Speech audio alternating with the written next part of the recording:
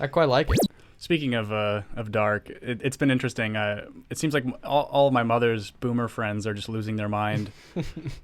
I think a lot of it has to do with Boomer Book. It just makes everyone go insane, and everyone's worst impulses and worst ideas are validated by Boomer Book. Yeah. Because you can just find your own audience of weirdos that validate your terrible ideas. So one of the latest ones is that Bill Gates is Satan somehow, and and the thing is like there's a lot about Bill Gates that we should question, right? Mm-hmm. You know, it's like a lot of what he talks about in terms of his efforts in Africa are kind of on a eugenics level, like in terms of population control, but he's also not really wrong. It's like when the person's having an average of 10 kids in an area that is completely underdeveloped, that's a problem, right? The other thing that he's done is rushed out vaccines that have killed people or done horrible things to them, made them go blind, you know, whatever else. And so, but then you could also defend that as, well, what's the alternative? They're all dying of malaria or whatever else. Another thing he did is he introduced Common Core. Right. Basically, the Bill Gates Foundation money basically went to developing the Common Core curriculum. Right. That is making students suffer these days. Yep. And recently, I think today, was it today that you sent me the headline? Well, just wait. So there's a prediction we made on our second Chronicast. All right, great. And I want to play it for you guys. So this is not us talking This is us talking, but not us talking live right now. We have no reason to believe the things that they claim to be true.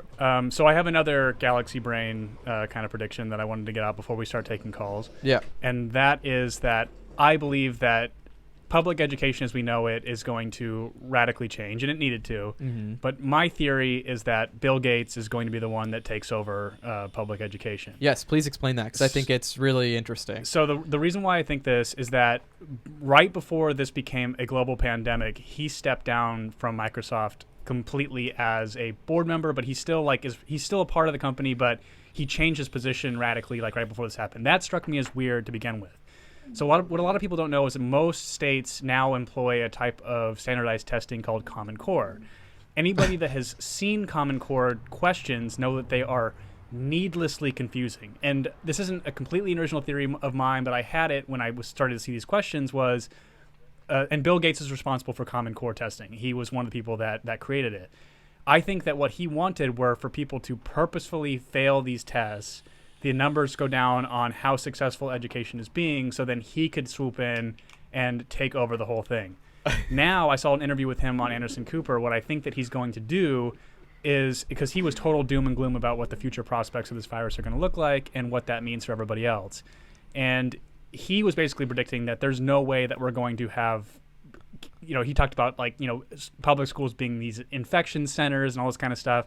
So I believe what he wants to do is completely destroy the actual physical brick and mortar infrastructure of public schooling, and then all the money that would go from the government that would go into public schooling will be funneled into Microsoft, which then generously gives all the technology to students. So basically what I think he's looking for is a government contract for technology being used in lieu of actual sit-down public schooling. Very so cool. Keep an eye on that. I think that's going to be...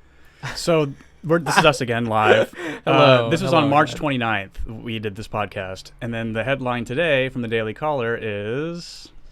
New York to work with Bill Gates to, quote, reimagine education amid coronavirus pandemic.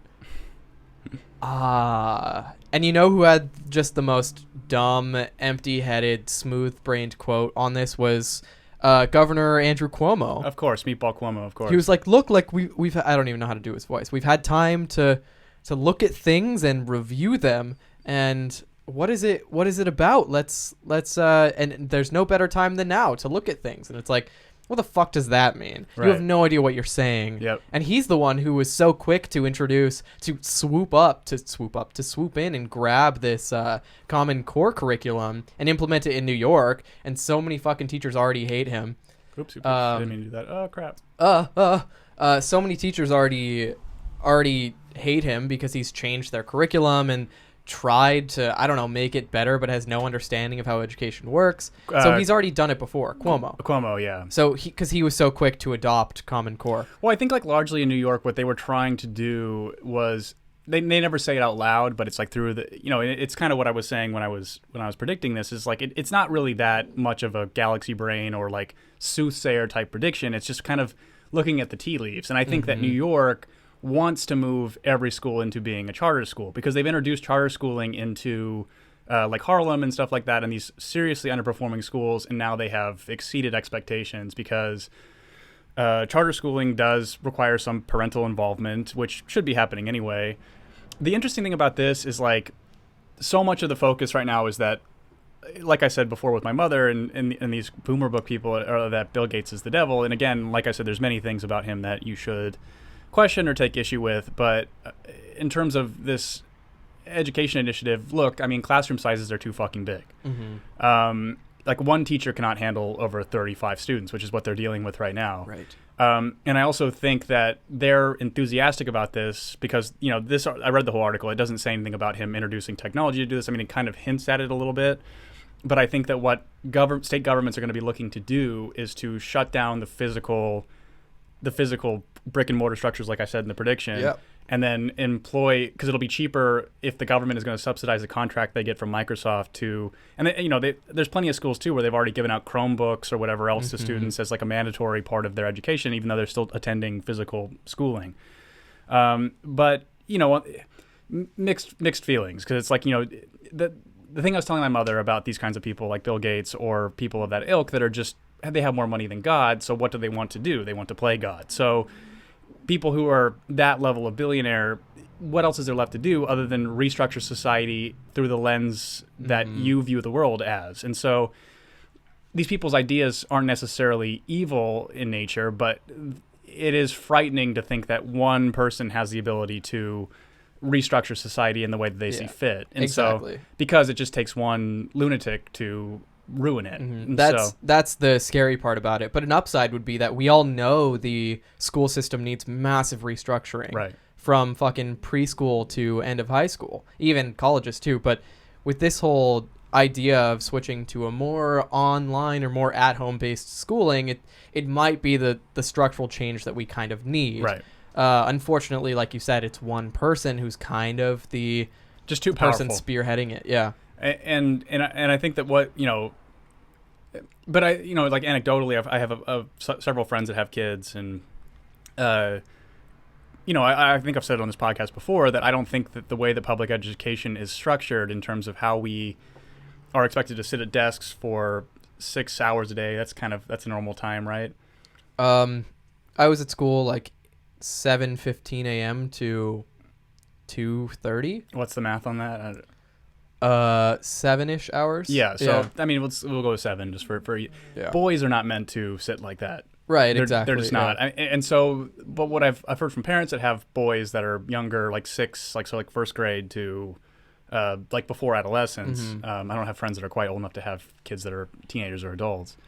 They've been saying that what's great about teaching their boys in this sort of home setting is that they're able to stop and go take a break and go outside and move around and then come back and do it, which is what boys needed. I think that like the way that public education is structured in terms of how we are forced to sit and focus is very female structured. I don't think it's not built for young generally boys. Speaking. I mean, of course there's variance. Well, it's not knocking women. It's like girls are better at this shit. They're better at sitting still, behaving, because they mature faster. And so like girls understand and boys need to get that shit out.